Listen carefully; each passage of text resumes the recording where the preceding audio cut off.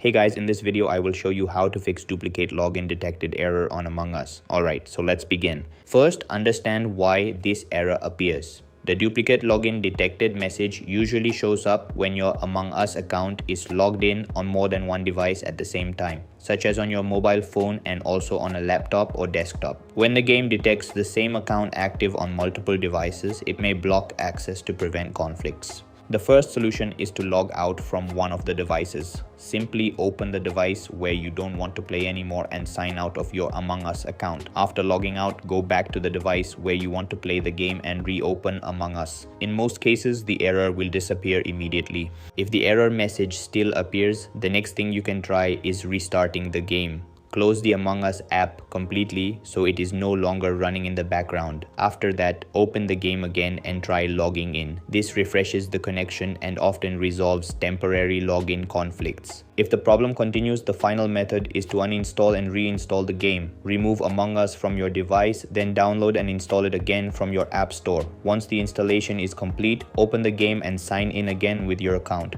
This usually fixes the duplicate login issue and allows you to play normally, and that's it. So that's basically how you can fix duplicate login detected error on Among Us. So that's all for this video.